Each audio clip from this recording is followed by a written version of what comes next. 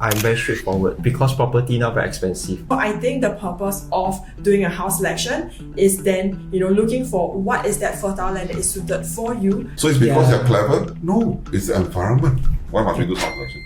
Because you need to. Okay. That's a very direct answer. Do you want a very good feng shui house? Before you move in, it's already bringing you a lot of energy, good energy. So the selection is very, very important. Instead of after you going in, you do whatever feng shui, whatever things over the house. When you select it, it's already giving you a good feng shui. Isn't it better? So I think the analogy that I like to use, right, is like when I want to, if let's say I'm a farmer, okay, and I want to sort of look for a land to stay in, right, what I always want to look for, as a farmer would be a fertile land such that, when I plant my plants there, I plant my flowers, whatever else, it is a fertile land that can help my, my trees, my crops grow. And I think that's what we're trying to do, to look for what that fertile land is. If I'm a great farmer, sure, I'm able to, transform my farm into something that's very beautiful. But would I want to choose a fertile land, or do I want to choose a barren land, which will be much easier for me to work with? So I think the purpose of doing a house selection is then, looking for what is that fertile land that is suited for you, such that you're able to sort of reach that fullest potential a lot easier than if you're in a barren land. Wow, you all got very... That was a very good analogy. Wow. I'm very straightforward because property now very expensive. You're going to spend a few, near to million. Even HDB now can cost you 800k. So I think it's good to spend a few $1,000s, right? Do a proper house selection. So the moment you get the new house, you go inside, you can enjoy the good benefit of feng shui. You don't go and choose a house, right, that a lot of issue. And some of the issue even very difficult to resolve. Then the million you spend, right, is not worth it.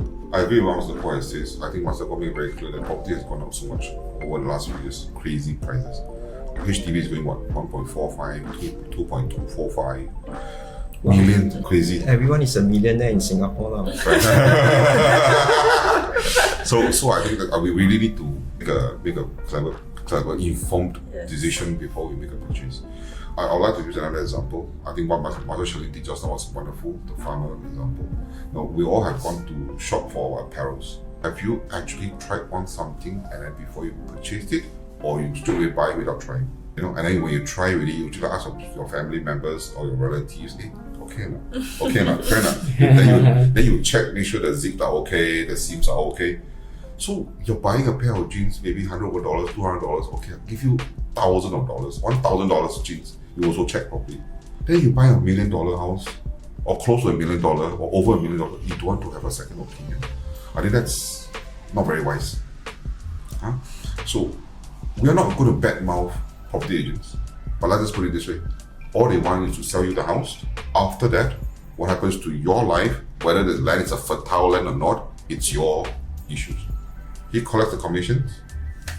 Bye-bye.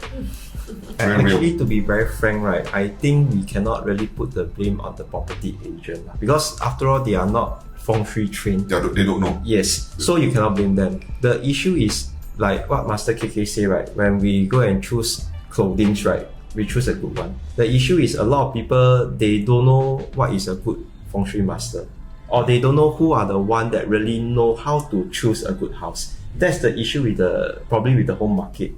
Yeah. We all drive here. So when you go and get your brand new car, you drive to the parking lot. Would you like to park in between two lorries, or would you like to park in between two sedans? Even a better choice, you want to park in between two Bentley or two Rolls Royce, because you know your car will be very well protected from the two Bentley or two Rolls Royces, as compared to park beside two lorries. Because it's not lorries' fault again. They were just loading and uploading. Maybe not careful, they scratch your beautiful new brand new car.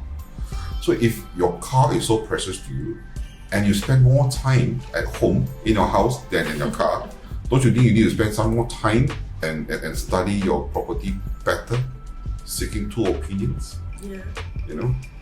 I think in many cases when someone with your loved one fell ill or fallen ill, you would like to seek a second opinion from a second doctor, just to make sure that whatever the first doctor says is conquered by the second doctor.